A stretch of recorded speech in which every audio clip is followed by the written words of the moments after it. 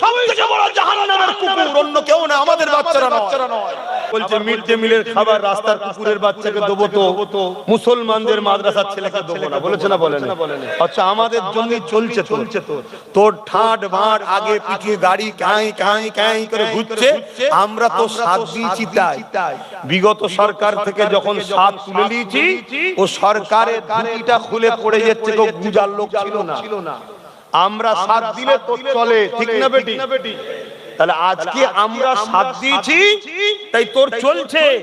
তুই বলিস মাদ্রাসার ছেলেদেরকে মিড ডে মিল দেবো না, কুকুরের বাচ্চাদের দেবো, পথচারী কুকুরদের।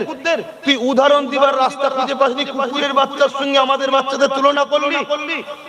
তুই সবথেকে বড় জাহান্নামের কুকুর, অন্য কেউ না, আমাদের বাচ্চারা নয়। কথা বুঝে আসছে না? কিন্তু বড় দুঃখের বিষয়, আমার জাতের মধ্যে গাদ্দার আছে। এই গাদ্দারগুলোকে চিনতে হবে।